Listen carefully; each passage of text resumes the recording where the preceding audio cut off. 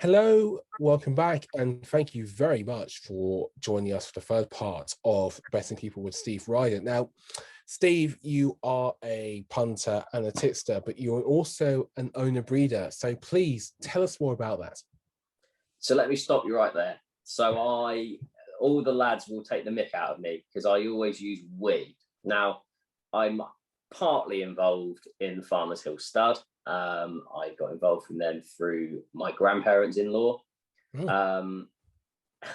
I've basically married into it.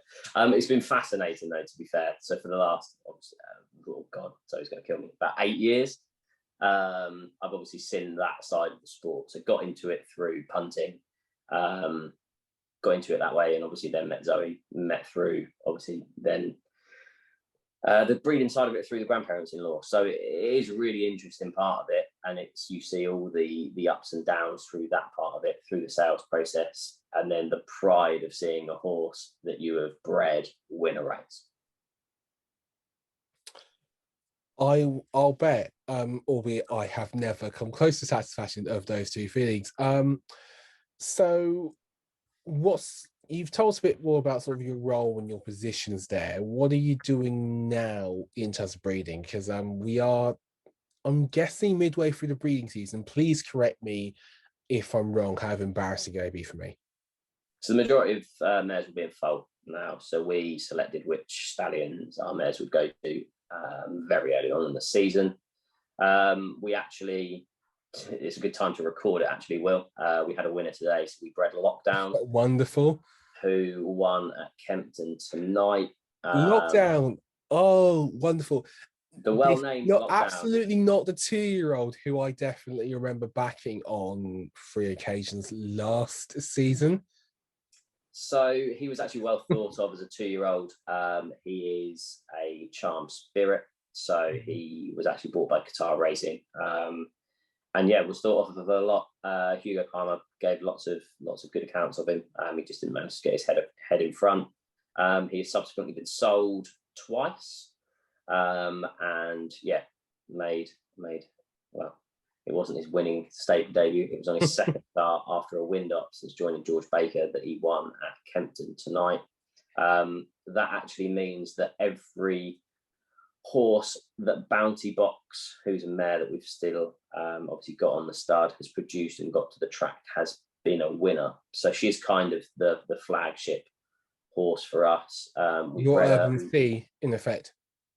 Yeah, so I'll go into this. So we owned her in partnership with John Sims. She was a dual listed winner on the racecourse when trained by Chris Wall. She has produced the likes of Fuente, who placed in the Group 3 as a 2-year-old, Corrientes, who won on debut impressively at Dundalk and was sold to race in Hong Kong. She's produced Fidipides, Gabrielle, and then most recently Lockdown. She has, if anyone's looking at purchasing a horse, we have a Havana Gold yearling going through the sales at Doncaster in the next couple of weeks. We've also sent her to Zoostar. So we've got a filly foal by Zoostar, and she's back in foal to Zoostar again this year. So I will be hoping that Zoostar has a good year this year.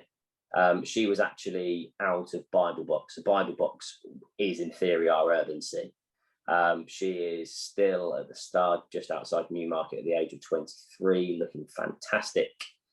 She produced Bounty Box amongst others. She also produced Vive Le Rouge, who is the mother to Wokingham winner Rehan.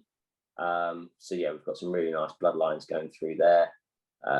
My grandfather-in-law, Michael, is in his 80s now, so we are slowly kind of reducing the amount of brood mares and the breeding operation. It still keeps him busy throughout, obviously, the year. We have a Galileo mare called Air Biscuit, who produced, probably best known as Solar Flare, who was rated in the hundreds, won a fair few races for William Knight, and then most recently, Bible Box produced her final foal was Choco Box, who won for Ed Vaughan a couple of years ago. You might remember an impressive victory at Yarmouth from Choco Box. She is currently in foal to Mahatha.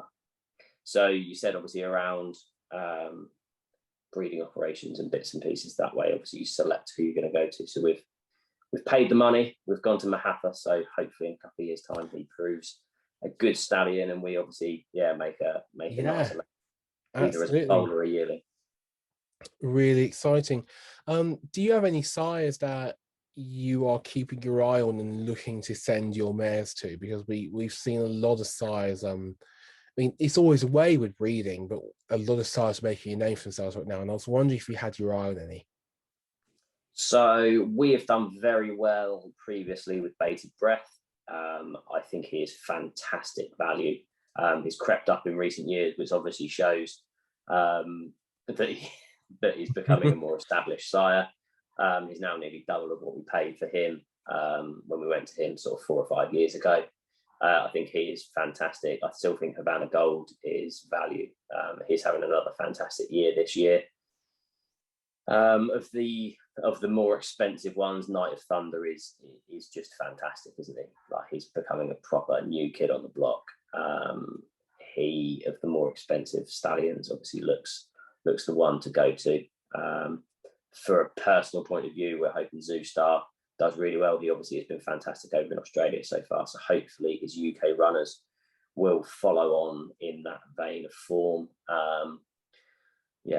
We've obviously gone to him a couple of times with, in theory, our best broodmare bounty box. So hopefully, he goes well. So I'll be keeping an eager eye on how his progeny goes through as well.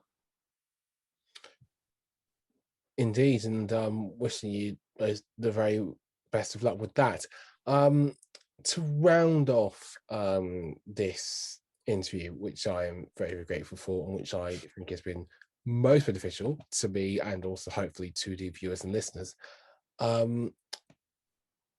would you give one piece of breeding advice for people out there who might be interested in either looking more at pedigrees or even going into the breeding game themselves? It's a hard game. Don't be under any illusions that it is very easy. It's not. We had a lovely air biscuit filly, beautiful, had an accident.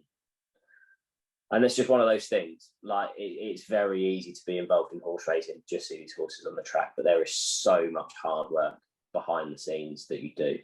That's what makes it arguably so much prouder to see this horse that you have sat down, decided which stallion you're going to go to. You have seen the mare, you've looked after the mare, you've seen the foal, you've looked after the foal, you've then seen it grow up. You've then seen it in training in the early days being backed.